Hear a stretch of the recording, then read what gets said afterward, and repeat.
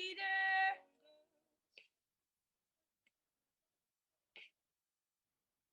All right.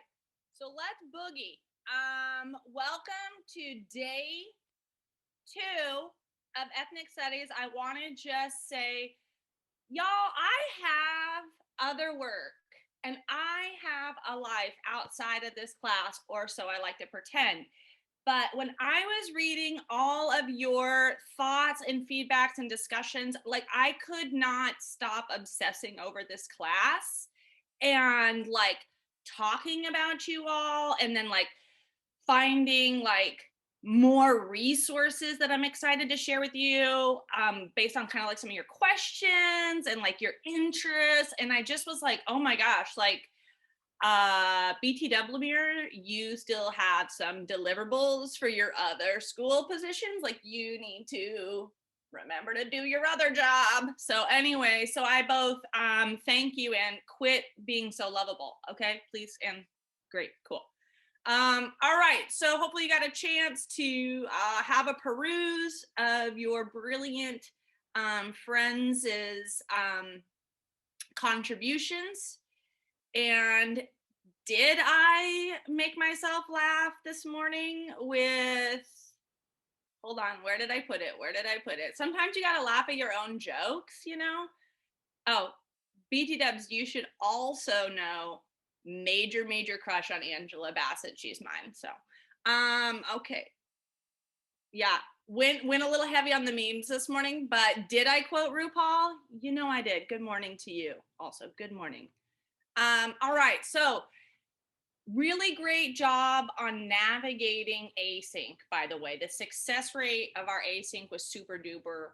I realized too, and this is we're all both learning. I realized that even though I have the asynchronous attendance form on our landing page, I did not put it into the async assignment, and where I did in the first day and I didn't in the second day. So I noticed in myself like that wasn't a consistent thing. So I went back and I edited it, but oh, excuse me.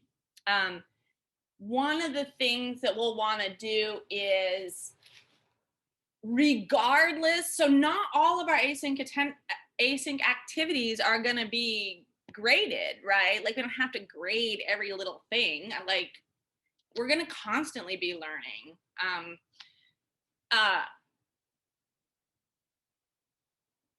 Oh yeah. Ooh, good. Y'all's chat blowing up the chat. Okay. But just sort of like a reminder that after you finish your async activities to go in and do the async form, because it does give me some insights, right? Like I've already learned so much and then like was able to kind of like modify and adapt. But even if like, so for example, like y'all did your discussion question, right? And you were able to sort of interact and make a personal connection on using that feature of Canvas. There was also like a second part of the activity that would have given you maybe some content to then answer the async questions where you're finding like, oh, I had an aha moment. And also I would like to know more about this, or I'm left wondering about that. And I've noticed that's been really helpful because also other questions have been getting surface, and also other insights that I hadn't thought about. So like one of the questions was, should we be taking notes in our async work? And what I would say is there's 2 reasons I would say yes.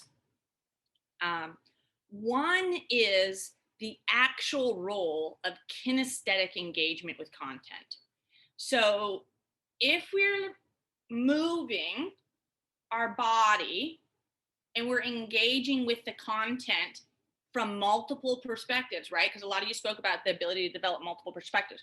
But if you're looking at this content and you're reading it, you're engaging with it in one way. You're decoding through reading. If you look at it and you read it, and then you have to contextualize it, that's step 2, to contextualize it to then be able to record it in writing. Well, that's taking the brain from knowledge and decoding it and producing it in another form. So now you've actually asked your brain to sit with this content for like 3 cycles, which means that the likelihood of you retaining information from your reading is significantly improved. So just from like brain-based learning strategies, really highly recommend taking notes. The other reason why you're going to want to take notes is, and I'm kind of geeky, but I always think of like my classes as like keeping a diary.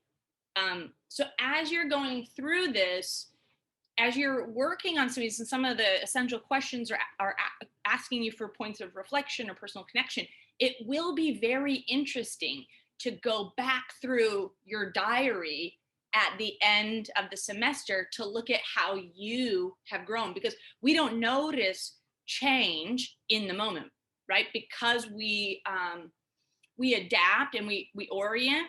So we really, it almost takes like this kind of like hindsight to be able to get the kind of objectivity lens that we need to really even like sit in our own understanding of our own growth, right? So I highly recommend you doing that. Also, I will say and I will do kind of you'll probably hear me talk a lot about my ADHD, because it's really influenced me as an educator. And I think it's really been a gift for me as an educator, because it's asked of me to think very intentionally about how I make learning, like how do I enable my own learning, which means I can see multiple strategies for how to learn. And I've had to learn how to be reflective on what works for me, to be able to make it in this system, right? So it's a challenge that a lot of folks haven't had. So I had to learn intentional strategies. So one of the things for me is I am very kinesthetic. I have to move my body a lot. You probably notice that when we're IRL, like I'm always moving. But one of the things that really helps me, aside from like taking notes, is also like listening to audiobook, because when I'm physically moving my body, I retain the information better. If I'm sitting still, I'll pick up on lots of other distractions that essentially muffle what I'm receiving. Anyway, that's a learning strategy. Yay, look at us get our learn on. Let's get to the class, shall we? Listen, so Kara regaled us with both voice eleganza as well as humor last synchronous class. Who wants to be the chat monitor today? Hit me with one of those like boop boop. If you oh fudge, I just remembered I forgot to figure out why you can't do the boop boop, some of you. Put it on my to-do list. Or you can just volunteer into the chat. Who would like to be the voice of the chat box today? Y'all volunteering at once?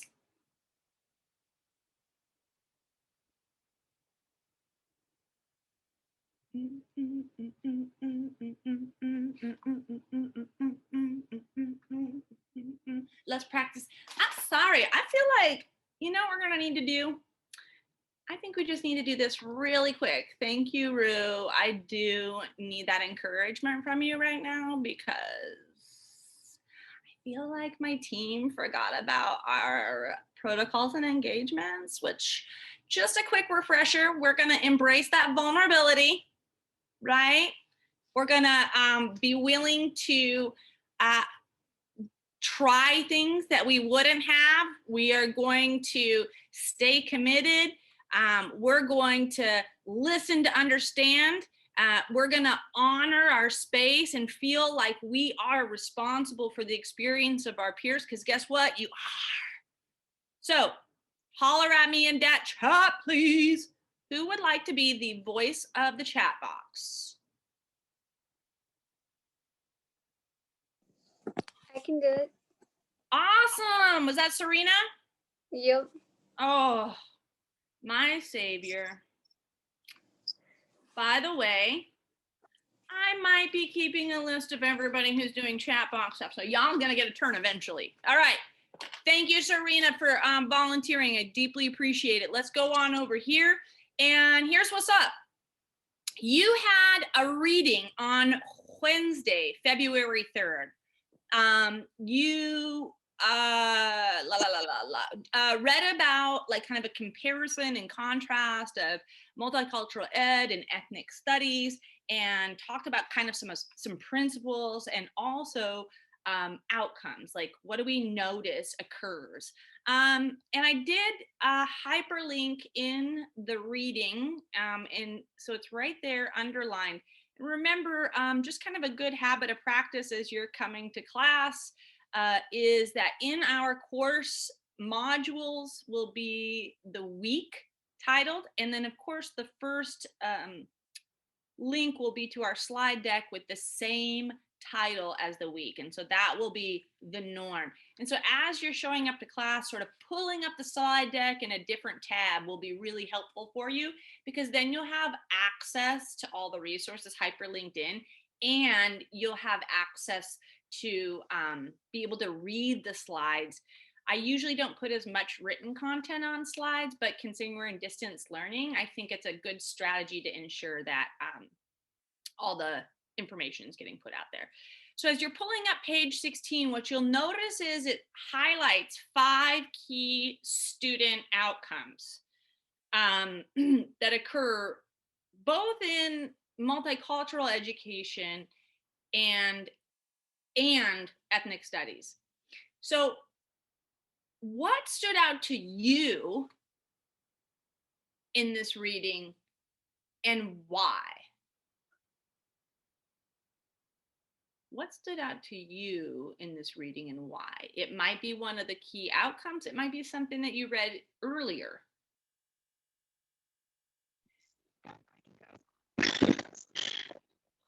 What, Aslan, are you laughing? Oh, I can't hear you. You're muted / not muted though. You sound like a kind of a little bit like a, I don't know what I imagine an iguana sounds like if they could talk. All right, so as you finish refreshing yourself, and here's another great reason why having a learning diary handy is wonderful. So when you're ready, go ahead and hit up that chat with your thoughts, and Serena will bless us with the voice. Do you want us to type it or like? Oh, type it into the chat, sorry. Okay. The visual image there has a chat box, and I might be putting my own sort of spin on it.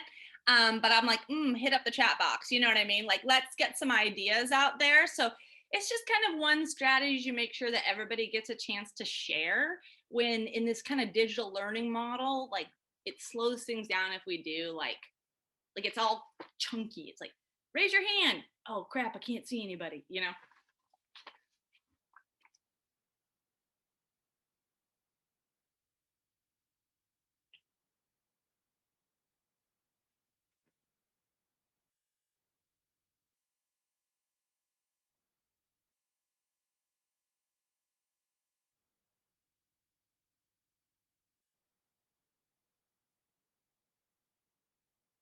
And I just want to shout out TT and Juniper.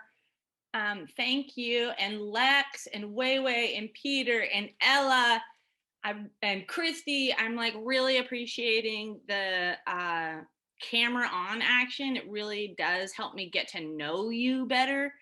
I think the better I know you and the better we know each other, for me personally, like as a teacher in this, it allows me to really see you and value you and get to know your strengths, and also how I can show up to support you in that growth. And then I imagine, like, since we're in a communal learning experience, it's important that we all get to know each other so we can support each other in our growth journey, our collective growth journey. So I really appreciate that. Thanks for taking a chance. I have 2 things. One, in this. Uh-oh, Serena, I can't hear you.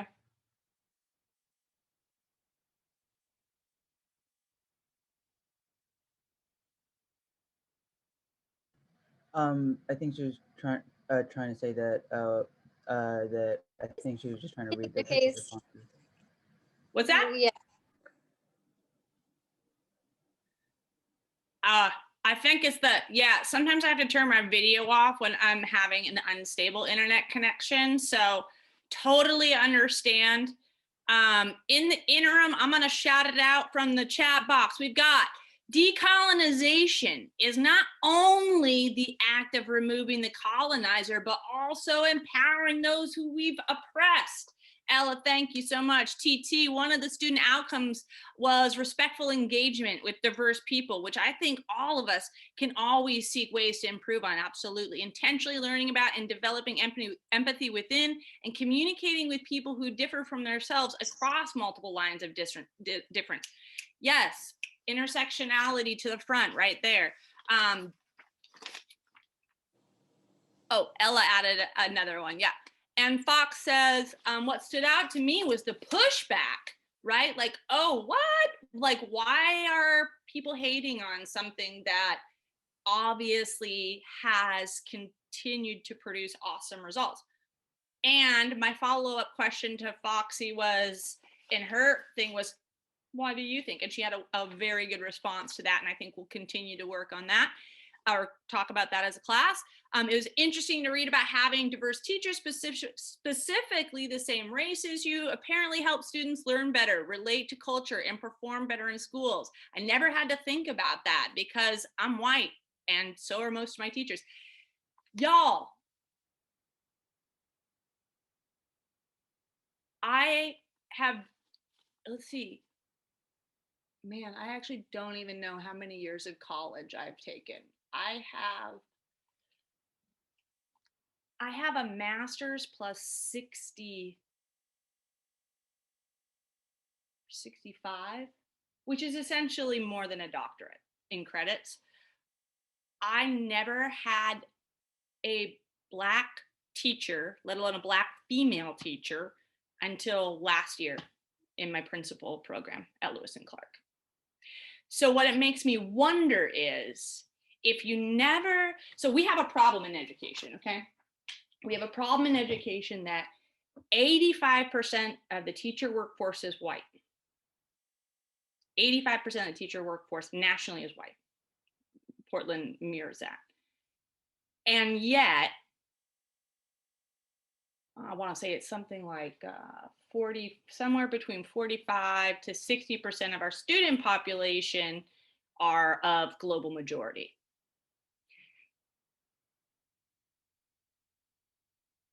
If you cannot see yourself in a position, you do not construct a schematic framework to see yourself in that position.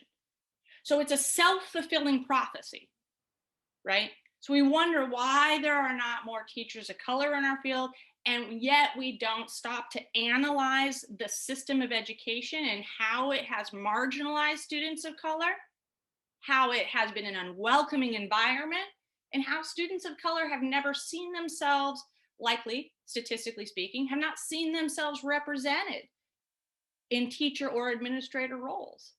So we do have a conundrum, right? But we have to use a critical race theory lens in understanding how that conundrum came to be if we are to come up with effective ways of mitigating that. Because we do know that being able to connect with your teacher along lines of identity is powerful. We have a serious issue in the LGBTQ community around mental health and suicidal ideation. For our LGBTQ youth, having one flippin' teacher who is of a similar identity reduces the likelihood of suicidal ideation by 3 times. Representation matters, right? And there was that connection too that we read about in our BLM in schools, our Black Lives Matter in school activity. Okay, I'm talking too much, you guys. let's get back on task here. Okay, positive academic identities. Yes, yes, yes. Positive social identities. They are not separate.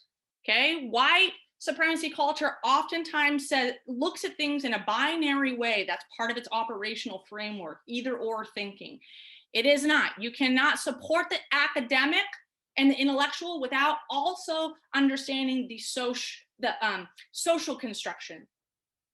Okay, those things cannot be looked at separately. I thought it was super interesting how ethnic studies courses can have an impact. Yes, yes. And I want us to think about that more, Aslan. Okay, especially as we're getting into our identity unit, we're going to start to dig in deeper. We're noticing. Okay, the first step is noticing, right? Because we can kind of go through and we don't notice things. Once we start to notice things, we start to notice it's everywhere around us. But we can't fix problems that we don't see, right? Okay. Let's see. Something else that stood out to me was the idea of culturally responsive teaching. Absolutely.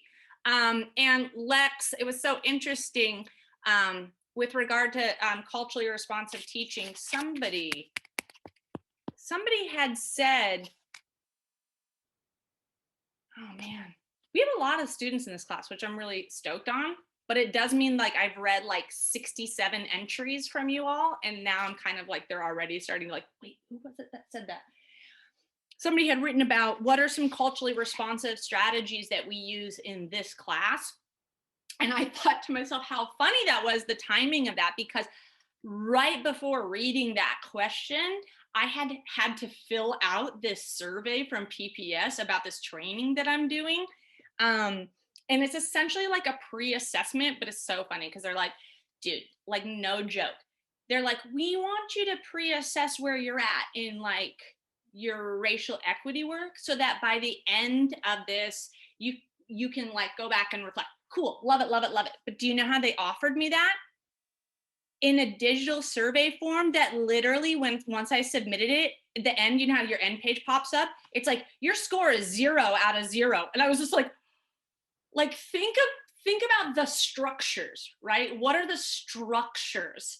Because you cannot interrupt white supremacy culture when you continue to use the same structures that perpetuate it, right? Like, I'm just like, whoa. But it actually, in that survey, it asked, what does culturally responsive teaching look like in your classroom or in a classroom you've walked into? Like, what does it sound like? What does it look like? And so I was like, oh, interesting question. Literally just responded to that. And so I think what I'll do is not sort of like give away too much on that, because I think you sort of sitting and observing and having some discoveries along that way will be pretty cool. But I do think from your readings, you are probably able to name a few culturally responsive strategies or tactics or habits. And so what I encourage you to do is sort of like notice that, and then also notice so once you start to notice what that is, you can also notice what is culturally deficient, right? Like what is a habit or practice that is actually not supporting our students too, right? Like you can start to notice the spectrum. Okay, so teachers having diverse mindset. Yes, and Peter, I have to say, like, as a white woman doing this work, there is a particular exercise, a sense of responsibility, because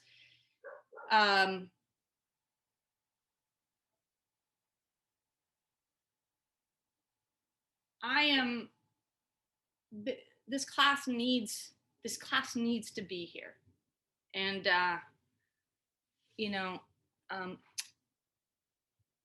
it was, hold on, I can't remember the student's name. Hold on just a second. I think it was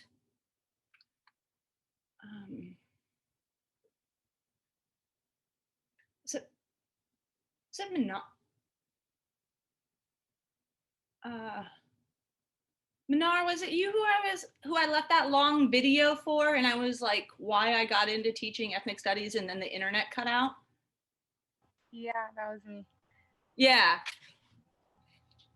So, okay, well, I wasn't going to tell you this story just yet, but let me just say the reason that I brought ethnic studies to Wilson, well, there's the catalyst. The catalyst was a student that I had a few years ago who I was just, really close with. We hung out all the time, and he was just, like, by his senior year, he had a couple periods off, so we would just kind of hang out in 214 and shoot the breeze. And he had in fact, I'm actually, like, still friends with him. Like, we still actually talk frequently. Anyway, he here he was embarking on his senior year and about to graduate. And as a Black male, a young man at this time, he said, I have gone my entire high school career having only ever seen my identity represented with oppression and deficit, if it is ever even acknowledged, right? So I never see myself in curriculum unless it's about the trauma I've experienced. So I'm more than that trauma. We're innovators, we're entrepreneurs, we are bankers, we are artists, we are whole humans, and we have made so much contribution to the fabric of America. How come I can never get any of these stories? And, like, I love this kid. His name's Oliver, by the way. I'm just gonna throw his name in there anyway, because I love him. Anyway, and I'm just like, yeah, yes. But this particular time, and that's something I know, but this particular time in this conversation with this student who I love, right? Who I love, I felt, I don't know, maybe like an urgency to bring ethnic studies to Wilson, particularly because at Wilson, it is so white that there aren't even a lot of opportunities for affinity space to be able to exist to sort of counter the dominant narrative whiteness. And so really I built this class with Oliver in mind. And as a way to support our students of color at Ida B. Wells. Well, I'm gonna say Wilson because Wilson's a hot mess. Ida B. Wells is gonna be the bomb. Okay, so we're gonna call that what that is. So, but getting back to the story, which is I am still a white woman, right? And my intentions might be really good, but that does not absolve me from my impact. And so in that, there is a deep responsibility for me to continue to work on understanding the systems that are going on, and also personally reflect on how things show up in me. And so that's a constant practice. This is not a job for me. There is no clocking in and clocking out of this work. You are either all in and you exist in the world differently so that you can show up for your kids authentically, knowing that you're going to make some mistakes, but ready to own those and do better, or you're inauthentic and you keep it surface level curriculum. Anyway, that is getting back to, I can't even remember now. Yeah, so getting back to Peter, like, and so that's a practice, right? That's a practice of mind. Okay, so hopefully you guys have had a chance to kind of look through the chat now. And what I want to do next is I actually would like to share with you this. This is a mission statement. And so as I told you all before, this class has been collectively designed, and this mission statement, what we usually do is, and this was completely written by year one students, by the way.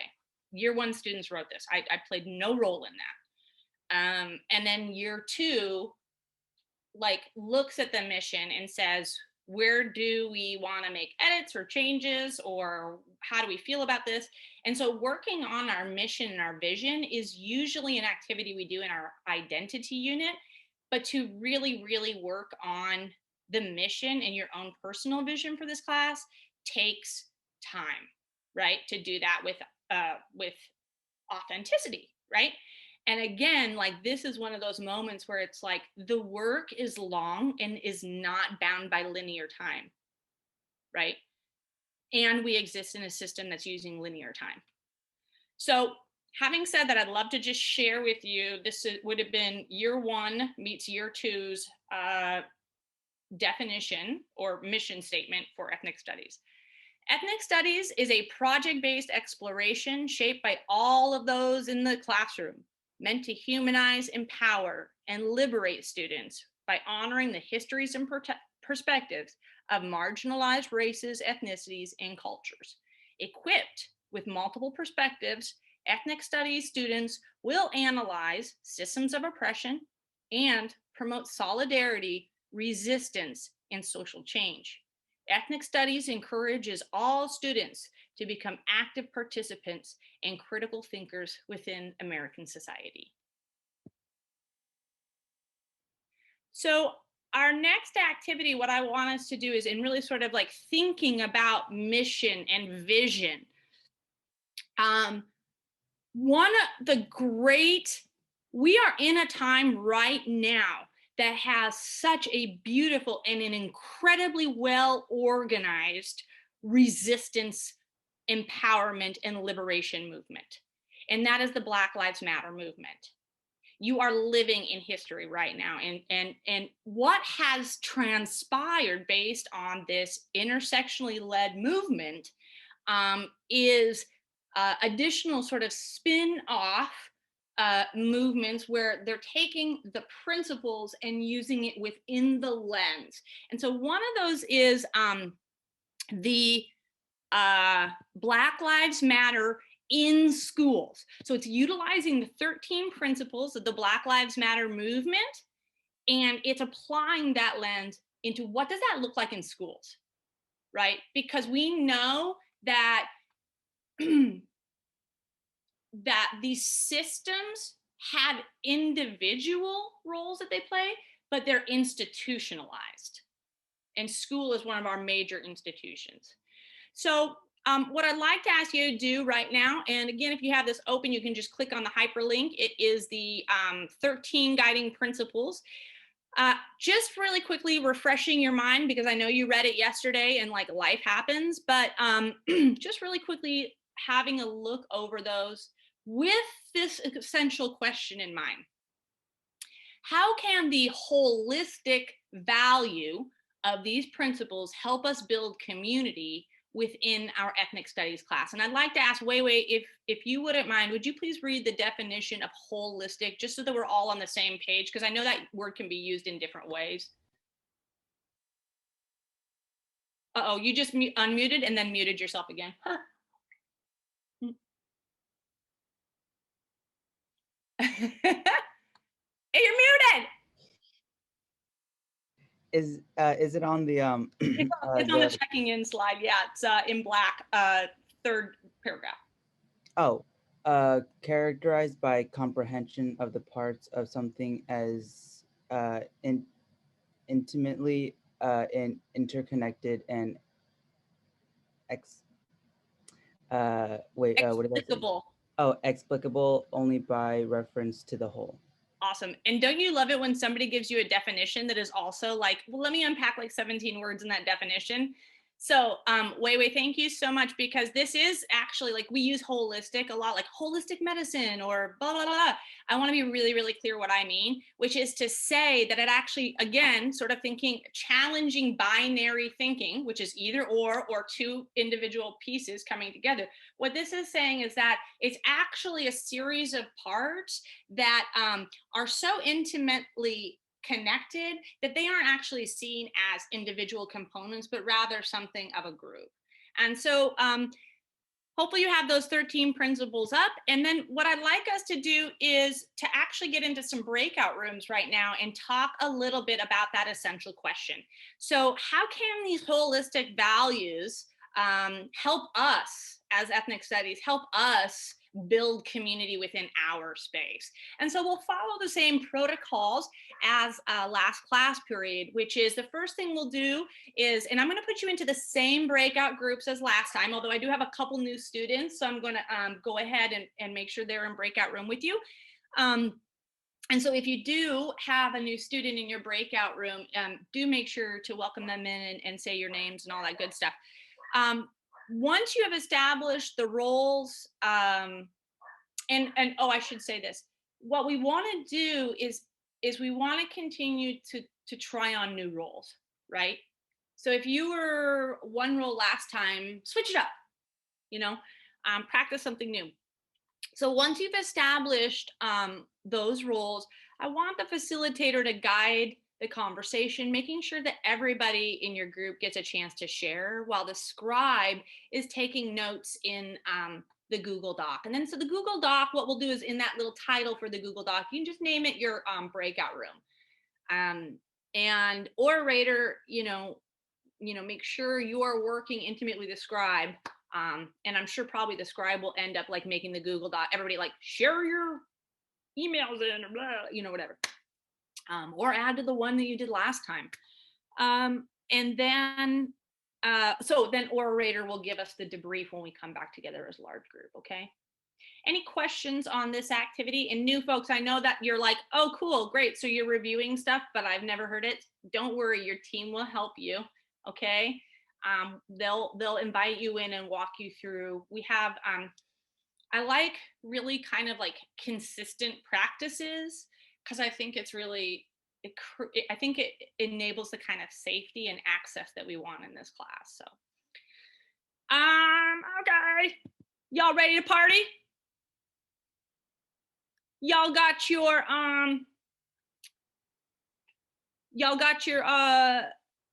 slideshows up in a new tab, so you have the stuff. Good. All right, let's get to it. I'll open up the breakout rooms. I'm going to set them for 10 minutes, and remember, I'm going to let you have some student time, okay? But you can always send me a message, a direct message, okay? So if you have any questions or you want me to pop into your room, just send me a direct message and I'll pop into your room, okay? Okay. Breakout rooms. All right, I'm opening all rooms. Posted, Sophia's posted, Fox has posted, Molly, also Molly, I heart you, has posted, Jane has posted. Awesome, I think we got, Aslan is posted, awesome. So let's just, I think we started with room 1 last time, so let's flip it and let's go in reverse order. Let's start with, do we have 4 or 5 rooms today? My room was 6, so We had 6 rooms. Yeah. Thanks, Serena. Let's actually start with room 6. Who's the orator for your room?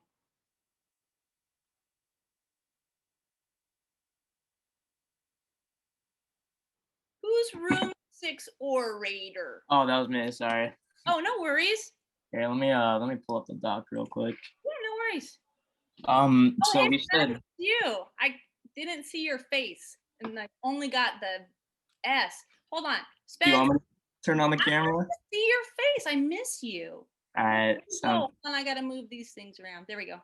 I'll Show do me it that just- beautiful face, Spencer Lee. I'll do it just for you, Lemire. You're a sweetheart. Oh my God! Oh, you are. Alright. I'm sorry, but I'm gonna just be like, you are getting grown. I've known Spencer since he was a freshman. Yeah, I love you, Spence. Thank you for showing. Yeah, no problem. Okay, all right. I've embarrassed you. Please, the orator for your group, please, honey. Yeah, so we said addressing the intersectionality of people's identities, clearly stating that it is queer affirming, trans affirming, and a safe place for women. And then for our next bullet point, we said our class is fairly diverse, and it is important that we recognize and encompass many people's stories and understanding the intersectionality of people's identities. Mm-hmm. And then not just focusing on the suffering of groups, but celebrating their vast history and culture. Mm-hmm. Stop only teaching, sorry, I think I'm misreading that. I'll just go on to the next one. Restorative justice, fighting for Black people, and by extension, everyone. Helping the Mhm. people that are actually suffering trickle down does not work. Change has to start with helping Black people. And then for our final bullet point, we said including all people. Many marginalized people can feel supported by this movement. Mm-hmm. Yes. Can we snap it up for Spence and Team 6? Spence, thank you so much. I really appreciate it. Also, really keen insights. And good job, whoever did scribe note taking. That was really helpful. I think good teamwork on that. Speaking of teamwork, what I heard you say, Spence, is about like even in naming like restorative justice at its principal value is about being in harmony with your community, right? And to honor honor the community by both feeling a sense of responsibility for somebody else's well-being, and also when having done harm, making sure you're showing up to do the reparative work necessary to support, because we are a diverse community and we do have many intersections, and we don't know all of our blind spots, right? We don't know all of us, and so we'll continue to engage with intention and in supporting that space. Thanks so much, Spence. Let's go to group 5, please. Okay. So we talked about, majority of it was talking about prioritizing people without a safe space or who historically haven't had a safe space. So an example of that would be the LGBTQ and BIPOC communities. And by prioritizing those groups, we create a safe space for everybody. And then being fully committed to all of the work in our class is also super important. Commitment in general, because all of the guiding principles talk about commitment at a basic level. And so being an active listener is a big part of that, and listening to other people's experiences and being committed to do that. And maintaining empathy throughout all of that is super, super important to creating a safe space. And we also just talked about restorative justice, and how that talks about intention and nurturing energies, which, yeah, I think that's also important. Yeah, that's really perfect. I really love that. And I think about, I'd mentioned in somebody else, I think it was Peter and maybe Lex, were talking about kind of a little bit of using like a systems thinking lens and like developing schematic frameworks. And you mentioned something about like when we're focusing on designing systems with a focal group in mind, that intentionality in serving that focal group actually serves all folks better. And I think about that a lot as an educator, and QI, you would probably echo me on this. When we talk about structuring our academic spaces and we're centering diverse learning experiences, and we create activities and habits and class norms and communication around centering those who have been ignored in classrooms, we actually benefit all students. And so what that is a way of seeing the world, right? So that's right now you're actually forging new synaptic connections to be able to see that, and then you'll be able to use that lens to interpret other systems. So well done, group 5. Let's go to group 4. Okay, so we have a couple different points brought up by different people, but one of the things we talked about was how when you view these principles as a whole, you're able to, as someone with privilege, set the framework in your mind for how to go about the work that is like a necessity to be done. And this work that you're doing in an ethnic studies class or outside of school as well, is the work that will build the community, because without it, you're not respecting every person in the community. And then another point that we talked about was that building a community in any class also comes with having an open mind and not being closed off. And it means that you're able to see a more open perspective and not compare trauma and oppression, which will in turn also build a more open community between groups of people. And then also, this all just helps to get out of your comfort zone, which will help you like build connections with all different types of people. And it's regardless of, like the last point, comparing oppression and trauma and all of that. Everyone has their own experiences, and it's important to just like keep an open mind. Yeah, absolutely. And I sort of wrote this in somebody's discussion post about how I think of white supremacy culture as an abusive marriage partner, because it's so nefarious in its design, that it will get you sort of,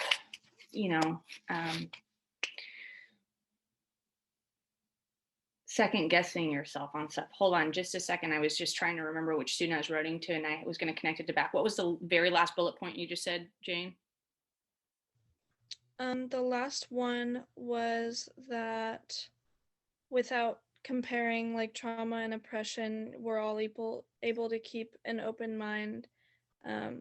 Yeah, that's perfect. So part of, thanks a lot, Jane. Part of white supremacy culture is this black-white binary I mentioned earlier. It's a frame of reference called either-or thinking. And white supremacy will permeate even strong resistance efforts. And sort of like the earlier group was saying, you have to continue, or maybe it was even Jane, you were saying this earlier, is that centering needs helps you to continue to evaluate where white supremacy bias is entering, so that you're not falling victim to the nefarious nature. So white supremacy culture wants you to think in a binary way, and it wants you to squabble over oppression Olympics, because it wants oppressed groups to focus their energy on each other versus actually questioning dominant power. And so it's pretty radical to actually both acknowledge that we experience pain and oppression in different ways, and to also recognize the systemic presence of oppression, so that we aren't necessarily distracted from an overarching goal, right? So again, it's sort of recognizing that system, and we'll kind of keep talking about that as well. Thanks so much for that, Jane. I'm sorry, I forgot. Are we on group 3? Group 3, please. Okay, so we said that it can create a safe space for students to connect with each other and share their stories. It can also be like a rule book to follow, especially for people with privilege, and it just like allows growth and adds a growth mindset. And it's also able to like normalize having difficult conversations and like allow students to make mistakes and learn from them, and like understand more about other perspectives. And the last thing we said was to diversify the narrative and let everyone feel represented. I got sent this article I'm supposed to read and discuss, and I was reading it last night, and it was 13 things white educators do to avoid taking responsibility for racism. And one of that, and it's as part of a cultural conditioning, is the ability to disengage in conversations around race, or to prioritize the individual vulnerability and fragility at the expense of having conversations that are difficult to have. And maybe because as a white person, we are part of a system. We are individuals, we are white, part of a system of whiteness. And because our culture, white culture, is very individualistic, we're not a collectivist culture, we're individualistic. So when you say something like, that's racist, white members will internalize that as an individual message. So they'll say, you're calling me a racist, when actually the comment is about the system, right? So that's an interpretation that happens because of a cultural identity. And so one of those aspects that continues to sort of detour racial equity conversations is that we have been conditioned as white people in this way. And so it does take some conscious interruption of that. I still got to do it myself. It doesn't go away, you know? And I do think that having kind of like protocols and norms does help us stay grounded when we are noticing that coming up. I mean, I was just having a conversation with QWAT about how I felt like I had really failed this PD because I'm a perfectionist, and perfectionism is part of my white cultural identity. And it's one that has really pushed me to do great stuff. And it's also one that's really harmed me because I then think of myself as less than. And that's because, again, I'm an individual. So like, even as I was talking to Q, I felt like I failed the teachers who now can't use that with their students. So I was personalizing, I was individualizing my lack of perfection. And so that's part of the system. And I have to continue to reflect on that as an educator, and particularly as a white educator, and having some of these guiding principles really helps me in that process. To be able to name it is really powerful. Thanks a lot, Fox. And also, I love your hair, by the way. So killing the game. Okay, who's next? Group 2? And I'm recognizing it's 10:26. Sorry, I love this class so much. Can we just actually have it like all afternoon? Okay, great. Let's continue. We can do like a 1 or 2 sentence summary for group 2. Okay. Group 2 basically talked about the similarity of all of these principles largely being about white acceptance of what they're hearing and taking responsibility and listening. And also we talked about creating a safe space and what that means and how people have conflicting needs, and we need to prioritize who we're going to include in this safe space, and that we should prioritize people like the gender and sexuality minorities, as well as like POC, obviously, etc.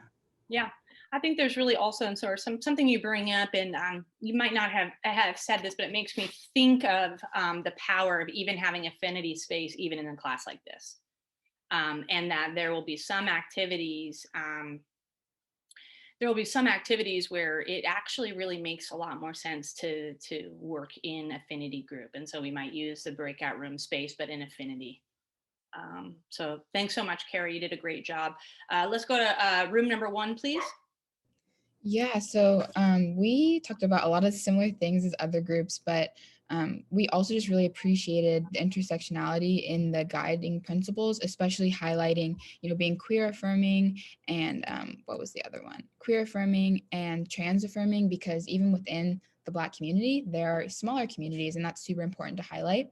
And also, I think it's super important to center those perspectives in the classroom without like othering them, and without having like that white savior complex, because there are a lot of white students in this class, and I think everyone has the right intentions, but it's just important to examine,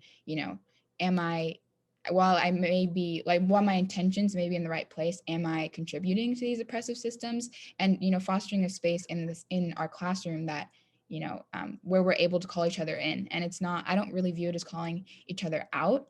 If someone's taking the time to call you in and tell you, hey, maybe this didn't sit right with me, or maybe you should check how you're saying this and that, I think it's just a really great space to learn and to grow. And I think that's why we're all here.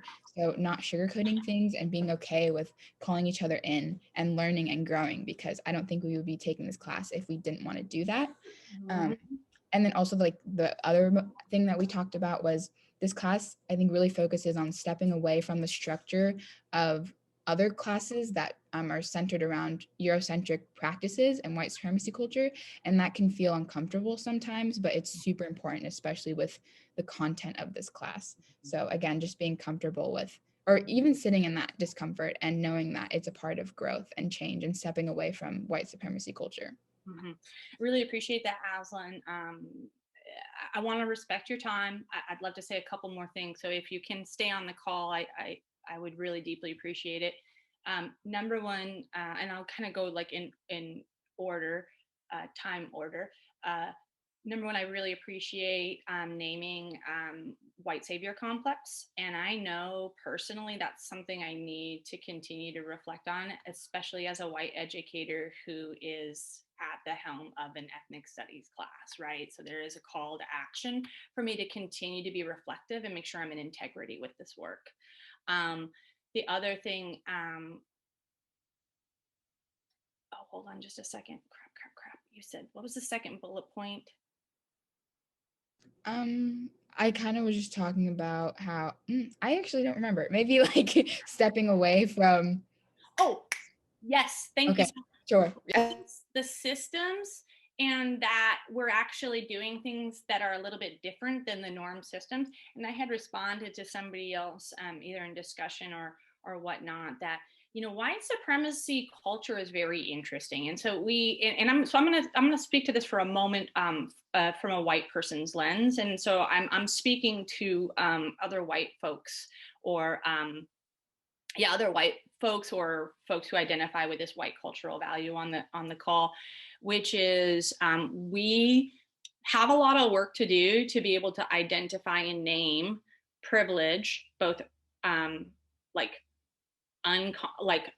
invisible privilege as well as visible privilege. But the other thing that would really serve white folks who are in this work is to also spend some time thinking about how white supremacy culture doesn't serve you. So you have these privileges, but the thing about white supremacy culture is that it's actually very dehumanizing. And it asks you to be an individual. It asks you to be perfect. It has certain roles for you based on your gender. It has certain expectations of your sexuality. And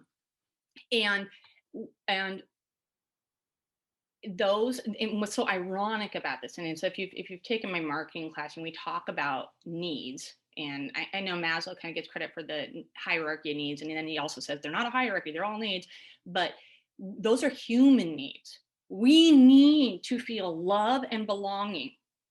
We need to have community. Those things are actually, so to be human is a collective experience. And yet white supremacy culture, based on hierarchy, right?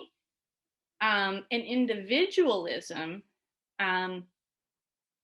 is very dehumanizing.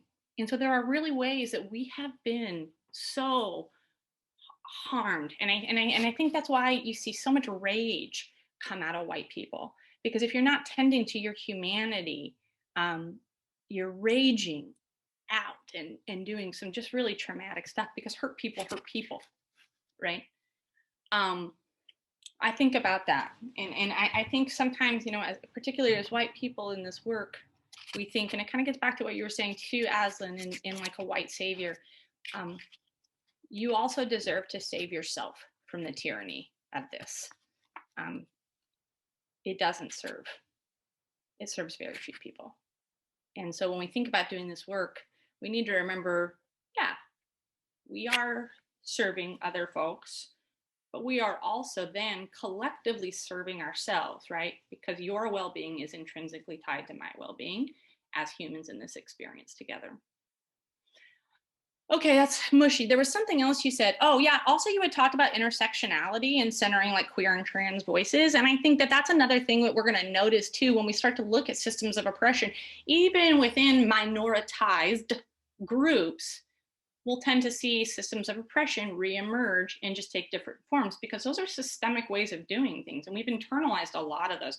You'll notice how patriarchy and white supremacy and capitalism, those are systems that are deeply entrenched together. And in fact, Dr. Ibram Kendi, in his book, How to Be an Anti-Racist, he does a really eloquent job of saying, you can't be anti-racist if you aren't also standing up and fighting for LGBTQ populations. You cannot be anti-racist if you are not fighting for women, right? You cannot, because the systems of oppression are so intertwined. And so he does a really wonderful job of speaking to that. So OBS, we did not even get halfway through today's activity. Holy smokes.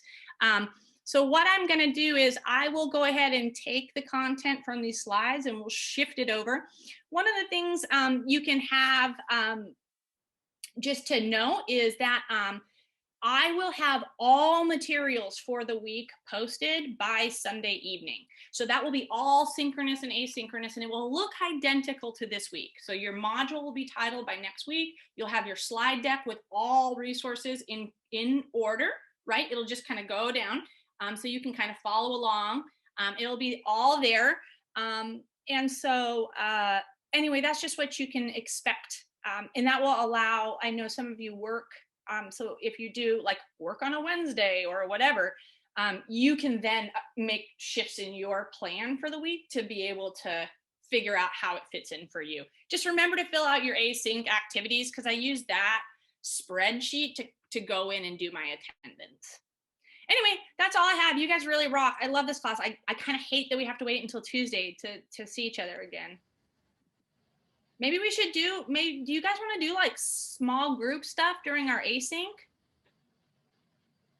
You're like, oh my God, dude, you already give too much async work. Like, knock it off.